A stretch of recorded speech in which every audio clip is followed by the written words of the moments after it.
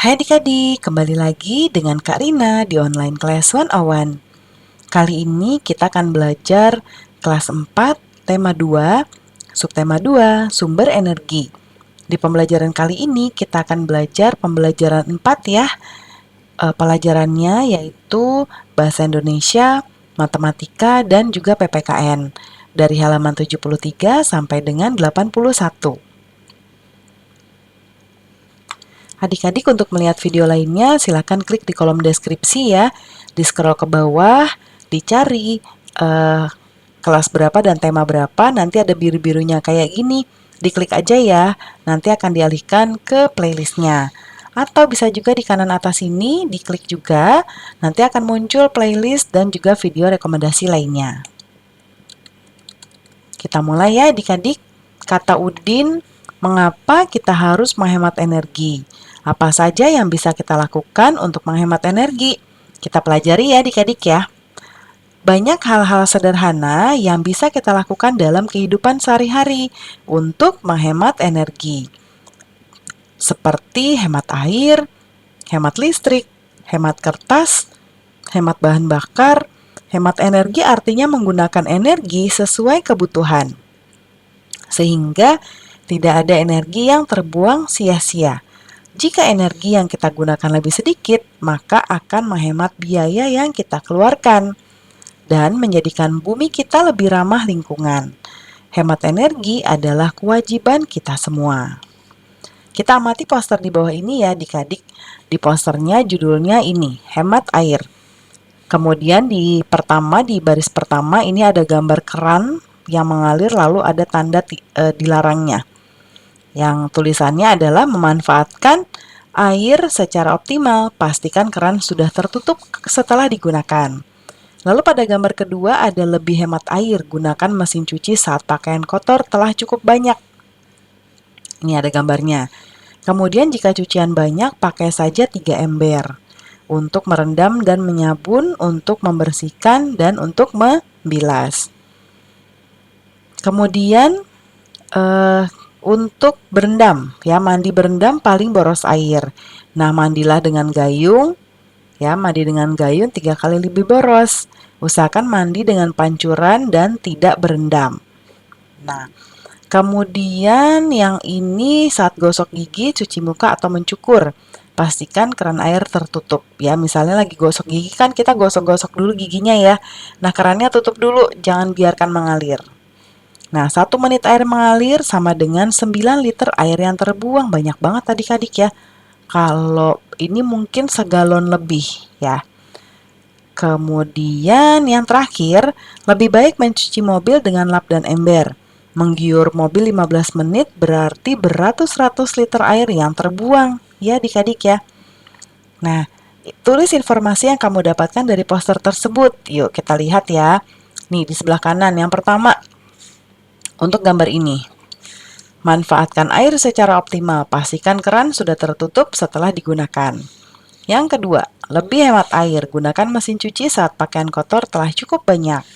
Yang ketiga, jika cucian banyak, ya, pakai 3 ember, yaitu untuk merendam dan menyabun, untuk membersihkan dan membilas. Yang keempat yang ini, mandi berendam paling boros air mandi. Nah, itu dituliskan kembali ya. Lalu yang kelima yang ini, dan yang keenam yang ini. Ya, ini nanti dituliskan kembali. Kemudian berikutnya pesan apa yang ingin disampaikan dalam poster tersebut? Pesannya yaitu kita harus menggunakan air dengan bijak dan hemat. Nah, apa yang perlu kita perhatikan ketika membuat poster adik-adik? Nah, ini ada kolomnya, ada tabelnya. Yang bagian poster, kolomnya ada kalimat, gambar, dan penyajian. Keterangannya yang akan kita jawab di sini ya. Nah, nanti Karina menggunakan menjawabnya seperti ini. Nanti adik-adik masukkan ke sini ya. Yang bagian pertama kalimat. Menggunakan bahasa yang mudah dimengerti, kalimat singkat, padat, jelas, dan berisi kata-kata efektif, sugestif, dan mudah diingat. Sugestif itu yang membuat kita merasa, oh iya ya gitu ya adik-adik. Gambar. Nah, yang gambar, ini gambar dibuat menarik seperti tadi, ada gambar mesin cucinya, ada gambar pancuran airnya, ya. Jadi kita kebayang, oh iya ya, ternyata apa namanya kalau kita harus hemat air pakai pancuran kayak gitu adik-adik. Kemudian komposisi gambar nih gambar dan huruf di atas kertas berukuran besar. Lalu yang ketiga penyajian. Poster dipasang di tempat yang strategis. Ukuran disesuaikan dengan tempat pemasangan dan target pembaca. Ditempel di dinding dan tempat-tempat umum ya. Makanya kita sering banget ketemu sama poster-poster di misalnya di mading atau misalnya di tempat-tempat yang bisa terlihat dengan jelas ya. Nah, seperti itu. Pada poster, kamu bisa menggunakan teks petunjuk untuk menunjukkan langkah-langkah melakukan sesuatu. Gambar dalam poster kamu harus mendukung isi, penyajiannya pun harus menarik dan mudah dipahami. Nah, buatlah poster tentang hemat energi. Pilih satu hal yang menurutmu paling menarik. Kamu dapat mengamati peta pikiran berikut untuk membantumu menemukan ide guna membuat poster hemat energi. Seperti ini ya. Nah, ini hemat energi itu banyak sekali alat-alat listrik yang disebutkan di sini. Ya, di kantin, ya. Nih, apa namanya? Kulkas. Transportasi kita bisa berjalan kaki. Sampah dari segi lampu, AC dan peralatan kantor, ya. Nah, kita lihat di sini satu-satu. Kalau adik-adik ke sekolah naik apa?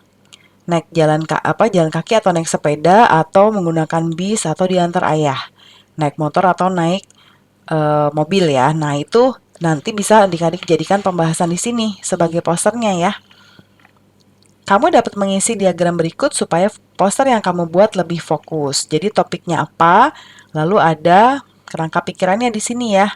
Karina akan contohkan di sini. Nah, topiknya di sini tulis hemat energi. Nah, ini nanti dituliskan di sini ya, satu-satu.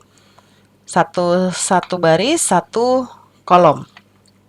Yang pertama bisa kita masukkan hemat listrik, lalu matikan lampu jika tidak digunakan, matikan TV jika tidak ditonton, kemudian gunakan kipas angin jika perlu saja, hemat listrik selamatkan bumi, ya. Dan listrik hemat biaya bulanan ringan. Itu yang poin-poin penting yang kita masukkan di sini-sini, ya. Sekarang buatlah poster tentang hemat listrik. Poster harus berisi hak untuk mendapatkan energi listrik dan kewajiban untuk hemat energi listrik. Kamu bisa menggunakan bahan dari kalender besar, jadi kalender bekas ya. Kalender bekas kan belakangnya putih, nah adik-adik bisa gambar di sana, ya. Dan selanjutnya, Siti ingin sekali mengetahui bagaimana teman-temannya menghemat energi. Kali ini Siti mendata cara teman-temannya berangkat ke sekolah. Nah, yang sebelah kiri kolomnya ada cara berangkat ke sekolah, sebelah kanan banyaknya. Yang pakai sepeda ada 5 anak, berjalan kaki ada 9 anak, dan yang menggunakan angkutan umum ada 6 anak. Totalnya berapa ya adik-adik? 5 ditambah 9, 14, 14 tambah 6, ini 20 totalnya ya. Sekarang berdasarkan tabel di atas, jawablah pertanyaan berikut. Yang pertama, tulislah pecahan yang menunjukkan pengguna sepeda. Sepedanya ada 5 dari total 20 anak, jadinya 5 per 20. Lalu tulislah pecahan yang menunjukkan pengguna angkutan umum. Yang ini, 6 anak dari 20, jadi 6 per 20. Lalu yang jalan kaki 9 ya, jadi 9 per 20. Mana yang lebih besar, pecahan untuk jalan kaki atau sepeda? Jelaskan. Sekarang yang jalan kaki dan sepeda ya. Kita akan jawab di sini. Nah, Karina akan jawab di sini. Kita mau membandingkan pejalan kaki tadi 9 per 20 dengan sepeda 5 per 20. Nah, kita lihat ini kan penyebutnya sama-sama 20 ya adik-adik. Nah, catatan dari Karina, kalau penyebutnya sama, berarti adik-adik tinggal membandingkan pembilangnya aja. Ya, kalau pembilangnya lebih besar ya berarti itu sesuai dengan lebih besar seperti biasa. Kecuali kalau penyebutnya beda. Nah, itu nanti ada cara lain ya. Nah, sekarang karena sama, kita langsung aja 9 itu lebih besar dari 5. Jadinya begini. Ya, jadinya yang mana yang lebih besar? Karina kasih tanda lingkaran aja ya. Jadi yang lebih besar itu 9/20. Berarti pejalan kaki. Ini jawabannya. Lalu mana yang lebih kecil? Pecahan untuk pengguna sepeda atau angkutan umum? Pengguna sepeda tadi 5/20 sama angkutan umum 6/20. Berarti lebih besar yang menggunakan angkutan umum ya. Jadi Karina akan lingkari yang ini. Kenapa ya? Karena tadi ya. Karena lebih besar. Bagaimana cara membandingkan pecahan yang berpenyebut sama? Ya, nah caranya adalah, nah kalau ini nanti jawabannya untuk yang di bawah ya adik-adik ya. Sebentar Karina cek. Nah ini nanti untuk di sini. Nah tapi sebetulnya sama aja sih Karina taruh di sini ya. Dengan membandingkan pembilangnya secara langsung. Oke? Ketika pecahan tersebut berpenyebut sama, untuk membandingkannya, kita hanya perlu membandingkan pembilangannya. Tuh, sudah dijawab ya. Jika jarak rumah kamu dengan sekolah cukup dekat, sebaiknya kamu berjalan kaki atau menggunakan sepeda ya.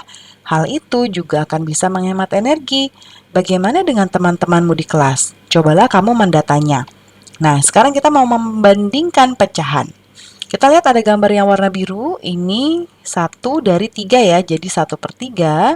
Yang ini ada 1, 2, 3, 4, 5, 6, 7, 8, 9, 10. Ya, dan yang di arsir adalah 8/10. Tulislah pecahan yang sesuai untuk gambar di atas. Pecahan mana yang lebih besar? Jadi, gambar ini adalah 1/3 dan 8/10, seperti yang ini ya. Ini dan ini. Kemudian pecahan mana yang lebih besar? Nah, ini mau kita bandingkan, jadi kita harus samakan dulu penyebutnya. Yang 1/3 dan 8/10. Gimana ya Karina caranya kita mau menyamakan penyebutnya? Caranya adalah sebetulnya kita bisa menggunakan KPK ya. KPK itu adalah kelipatan persekutuan terkecil ya. Nah, namun di sini karena tempatnya nggak muat, Karina langsung jawab dulu. Nanti Karina akan jelaskan KPK di yang berikutnya ya. Nah, ini akan Karina kali dengan 3, ini juga kali 3, yang ini akan Karina kali 10, ini juga kali 10, supaya penyebutnya sama. Jadinya ini 10/30, yang bawah jadinya 8 kali 3, berapa adik-adik? Berapa? Oke, betul sekali. 8 kali 3 itu 24. Harus rajin-rajin berhitung ya. Kayak gini ya. Jadi, kita bisa membandingkan nih yang lebih besar yang mana? Yang ini ya. Karena pembilangnya lebih besar. Nah, berikutnya. Coba letakkan pecahan yang kamu temukan di atas pada garis bilangan berikut. Pecahan mana yang lebih besar? Nah, kalau tadi Karina caranya dengan menjabarkan, ya karena di sini diminta untuk menjelaskan. Kalau di sini pakai garis bilangan. Pertama tadi ada 1/3. Ini. Karina tandai ini. Lalu 8/10. Ini. Nah, kelihatan ya lebih besar yang mana ya? Lebih besar yang 8/10. Coba kamu samakan penyebut kedua pecahan. Pecahan mana yang lebih besar? Tadi sudah Karina buatkan di sini ya. Yang ini nih. Ya, Kak, adik-adik nanti capture aja yang ini nih. Ini dituliskan untuk jawaban berikutnya ya. Ini Karina copy deh. Ini ya. Nah, ini Karina copy. Lalu kita taruh untuk jawab di sini. Karina harus ke sebelah kanan dulu. Seperti ini. Nah, ini ya.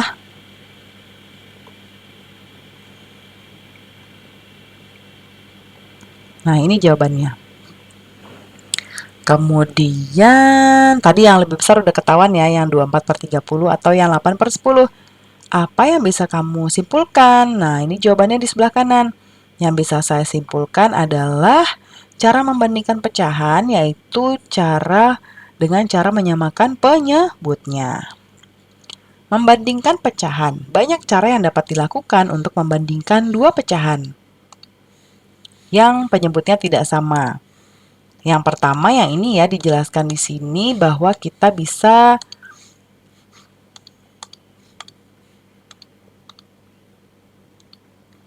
bentar ya adik-adik, kita harus ganti jadi Nah, ini kamu bisa meletakkannya di garis bilangan kayak gini. Contoh 2/3 dia ada di sini, 1/4 ada di sini. Ketahuan bahwa 2/3 lebih besar daripada 1/4. Atau dengan menyamakan penyebut seperti Karina tadi. 2/3 kita mau samakan penyebutnya jadi 12. Ya. Jadi yang 2/3 dikali 4 pembilangan penyebutnya hasilnya jadi 8/12. Yang 1/4 kita kali 3 supaya penyebutnya sama. Jadinya 3/12. Kelihatan di sini lebih besar yang 2/3. Ya. Bandingkan martabak mana yang lebih besar. Siti mengambil 1/2 dari martabak kecil. Edo ingin mengambil 1/4 dari martabak besar. Martabak mana yang lebih besar? Nah, ketika bentuk dan besar satuan dari pecahan tidak sama, kita tidak bisa membandingkan pecahannya. Ya, kayak ini kecil, ini besar. Kita nggak bisa samakan, ya. Kemudian, bandingkan pecahan berikut, beri tanda lebih kecil dari, lebih besar dari, atau sama dengan. Nah, kalau dari gambar ini kita cuma tinggal lihat aja yang mana yang lebih banyak ya. Kalau ini kelihatan lebih besar yang ini, jadi kita tandanya gini. Kalau ini nih kalau kita samakan dia hanya ada 5. Jadi masih besaran ini ya. Jadi tandanya begini. Kalau ini lebih besar yang ini. Ini lebih besar ini ya. Kemudian sekarang berilah tanda pecahan pada pecahan berikut. Yang ini karena banyak, Karina akan jawabkan di sebelah sini ya. Oke, kita akan jawab di sini. Ini Karina kasih nomor 1. Nomor 1. 2/3 dan 4/5. Nah, ini akan kita kalikan adik-adik. Kali berapa ya Karina? Karina akan mengajarkan mencari KPK. Jadi, KPK itu berguna untuk kalau kita mau menyamakan penyebut seperti ini. Jadi, kita membuat kelipatan dulu. 3, 6, 9, 12, 15, lalu 18, dan seterusnya. Kemudian kalau yang 5 itu kelipatannya 5, 10, 15, 20, dan seterusnya. Kita lihat dari kedua kelipatan ini yang memiliki nilai sama yang mana. Kita lihat 5 di atas tidak ada, 10 juga tidak ada, 15 ada nih. Kita benerin dulu biar kita tahu. Nah, kita lihat angka yang sama, bilangan yang sama itu adalah bilangan yang keberapa atau kelipatan keberapa. Itu yang nanti akan kita kalikan supaya mendapatkan penyebut yang sama. Yang 3, yang penyebutnya 3 berarti kita akan kalikan dengan 1, 2, 3, 4, 5. Dia kelipatan 5. Jadi masing-masing akan kita kalikan 5. 2 kali 5, 10. 3 kali 5, 15. Lalu yang ini 1, 2, 3. Jadi akan kita kalikan 3 masing-masing. 4 kali 3, 12. 5 kali 3, 15. Jadi 12/15. Jadi ini apa adik-adik? Lebih besar yang ini ya. Berarti kita kasih tanda begini ya. Yang nomor 2. 2/5 dan 1/4. Kita cari dulu 5, 10 kelipatannya ya, mencari KPK-nya. Sebenarnya Karina bisa langsung jawab nih adik-adik. Ya, ini akan Karina kali dengan 4 Ini akan Karina kali dengan 5. Kita buktikan ya. 5, 10, 15, 20, kemudian 25, dan seterusnya. Lalu yang 4 itu 4, 8, 12, 16, 20, 24, dan seterusnya. Jadi yang ketemu sama itu ini ya, dan ini. Nah, ini kelipatan 1, 2, 3, 4, betul ya, kali 4. Yang ini 1, 2, 3, 4, 5 kali 5, oke? Nanti adik-adik, kalau adik-adik sudah hafal perkalian, nggak perlu membuat yang di sebelah kanan ini, ya, karena udah tahu langsung biar sama dikali berapa ya. Kita lanjutkan, 2 dikali 4, 8, 5 kali 4, 20. Lalu yang bawah, 1 kali 5, 5, 4 kali 5, 20. Jadi, lebih besar yang 2/5 ya. Jadi, tandanya kita seperti ini. Nah, oke. Lanjut. Kita perbesar dulu tempatnya.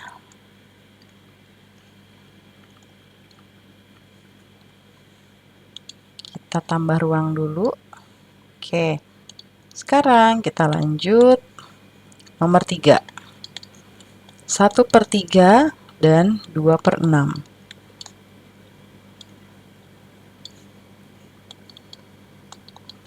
Nah, kalau ini adik-adik udah tahu belum? Ini gampang ya, ini kali 1, karena ini 3 dikali 2, jadi 6. Kita kali 2. 2/6 dan 2/6. Wah, sama nih adik-adik ya. Kita kasih sama dengan nomor 4. 1/3 dan 4/6.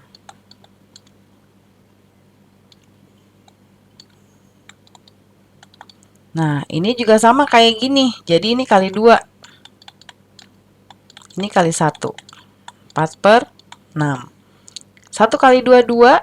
3 kali 2, 6. Berarti besaran yang 4/6. Jadi tandanya begini. Nomor 5. 2/3 dan 3/5. Nah, ini tadi di atas sudah ada ya adik-adik. Kalau 3 kali 5, 5 kali 3. Jadi ini akan kita kali 5. Ini kali 3. Karena tadi udah kita cari di atas. 2 dikali 5, 10. 3 dikali 5, 15. 3 dikali 3, 9. 5 dikali 3, 15. Jadi lebih besar 2/3. Terakhir ya, nomor 6. 1/8 dan 3/32. Ini kita cari kelipatannya. 8, 16, 24, 32, 40, dan seterusnya. Kalau ini 32 aja dulu ya, karena ini udah ketemu nih. Jadi 32-nya dikali 1, tetap 3/32. 1/8-nya ini akan kita kali 1, 2, 3, 4 kali 4. Jadi 4/32. Besaran yang 3/32 ya, jadi tandanya begini. Oke, mudah sekali ya adik-adik ya. Nah, nanti diulang lagi videonya kalau adik-adik belum paham ya. Pembelajaran kita sudah selesai nih adik-adik. Terima kasih sudah menonton sampai akhir. Mohon dimaafkan apabila ada kesalahan dalam perkataan maupun dalam materi yang diberikan. Sampai jumpa di pembelajaran berikutnya ya. Dadah!